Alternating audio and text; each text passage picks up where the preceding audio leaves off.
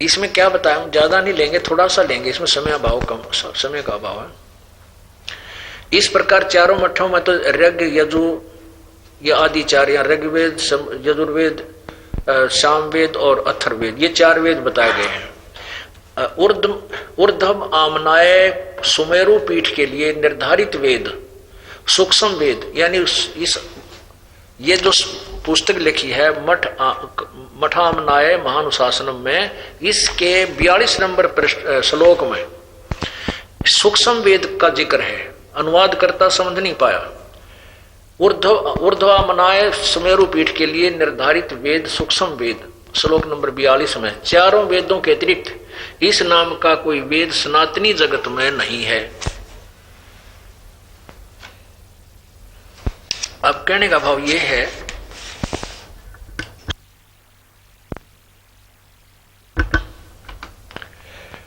अब कहने का भाव यह है कि जो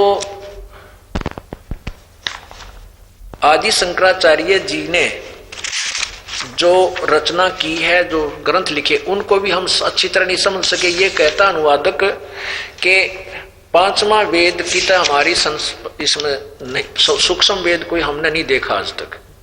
वो की तो सुमेरु पर्वत पर बताया, ऊपर स्वर्ग में होगा, ऐसा लिखा है इसमें विस्तार से।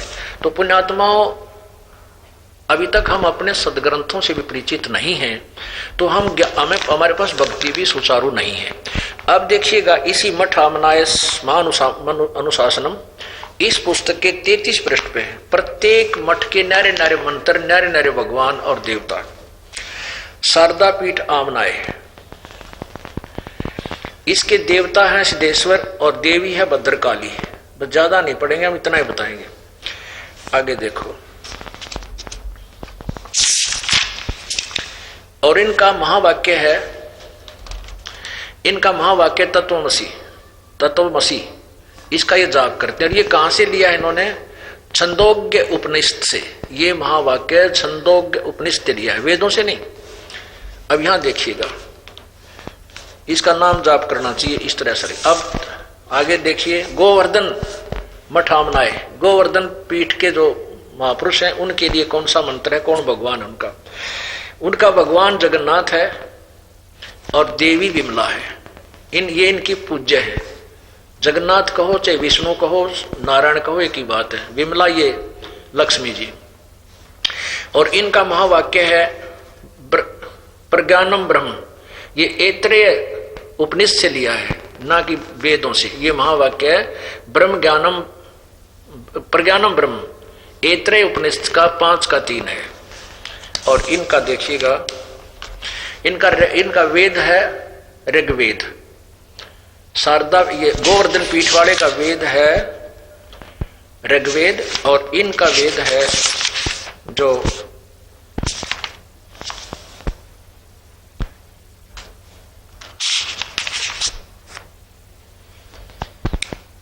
शारदा पीठ वालों का सामवेद है। ये शारदा पीठ वाले हैं, शारदा पीठ मठामनाय, इनका सामवेद है।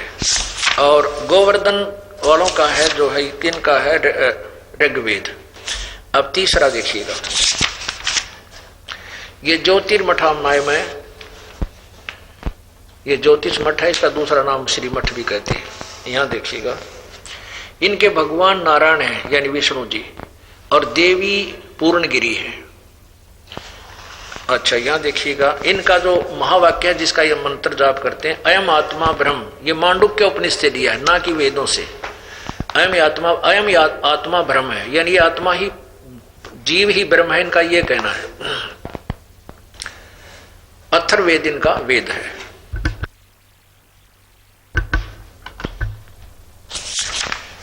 अब चौथा देखिएगा, श्रृंगेरी पीठ आमनाय मठामनाय, इसमें है सरस्वती, इनकी सरस्वती भारती और कुरियन के नाम है। रमेश्वर नामक क्षेत्र है। भगवान आदि वराह, जो भगवान ने सूअर रूप धारण किया था, वो इनका देवता है। और इस मठ की देवी कामाक्षी है। और इनका महावाक्य क्या है? अहम ब्रह्मास्मि, यानी जीव ही ब्रह्म है। यजुर्वेद इनका। और ये कहां से लिया है? बृहद उपनिषद से, ना कि वेदों से। और यजुर्वेद इनका वेद है। अपुण्यात्मा समय थोड़ा है और विस्तार बहुत कुछ है। इतने समय में इस इतने बड़े उलझे हुए ज्ञान को एकदम क्लियर नहीं किया जा सकता। फिर भी कहते हैं बुद्धिमान को संकेत ही बहुत होता है।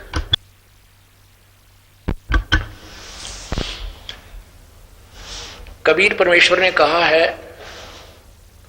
हम कबीर पंथी हैं, और कबीर देव कबीर परमात्मा जो काशी में दुल्हे रूप में रहा 120 वर्ष, ये परम अक्षर ब्रह्म है।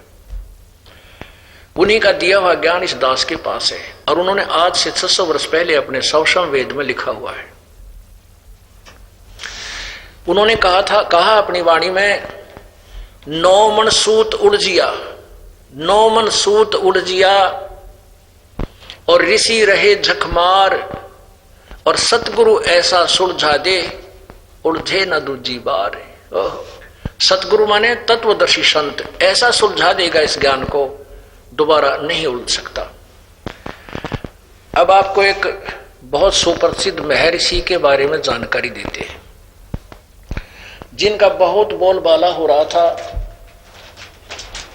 और उनके विषय में बहुत ही ज्यादा दंत कथाएं चली हुई थी कि बड़े अच्छे समाज सुधारक हुए हैं। उन जैसा वेदों का ज्ञाता कोई नहीं हुआ। वो कौन है? वो महर्षि दयानंद सरस्वती जी। महर्षि दयानंद सरस्वती जी से आर्य समाज नामक एक अलग से संस्था बनी। उन्होंने महर्षि दयानंद जी ने एक सत्यार्थ प्रकाश नामक पुस्तक की रचना की। उसमें उन्होंने लिखा है कि इस सत्यार्थ प्रकाश नामक पुस्तक को मैंने वेदों के अनुसार, जो वेदों का ज्ञान है वो सरल करके इसमें लिखा है।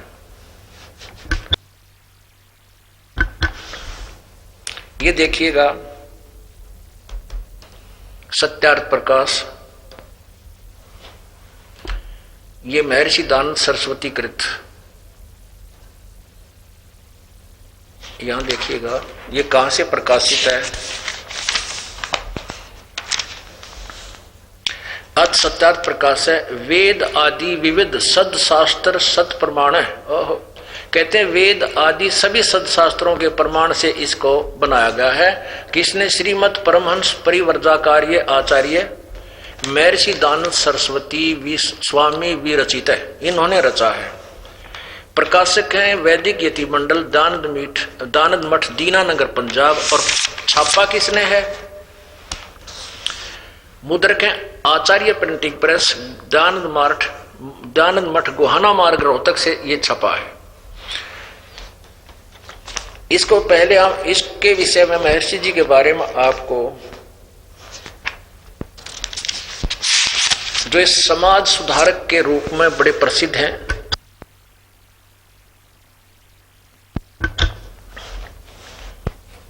ये समाज सुधारक के बारे में बहुत सुप्रसिद्ध थे, और इन्होंने कैसा समाज नाश किया है ये पढ़िएगा। समोल्लास नंबर 4। समय थोड़ा है, बहुत कुछ हिंट दूंगा थोड़े से। इसमें इन्होंने कहा है, किसी ने पूछा है कि विवाह का समय कैसा हो, विवाह का समय और प्रकार कौन सा अच्छा है। स्वामी जी ने उत्तर दिया है इसके प्रश्न नंबर 61-71 पर, चतुर्थ समोल्लास के। स्वामी जी ने उत्तर दिया है कि 16 वर्ष से लेकर 24 वर्ष तक कन्या, और 25 वर्ष से लेकर 48 वर्ष तक पुरुष का विवाह उत्तम है। इसमें जो 16 और 25 का विवाह वो तो निकृष्ट है। 16 वर्ष की लड़की और 25 वर्ष का व्यक्ति, यह तो कहे घटिया है। निकृष्ट माने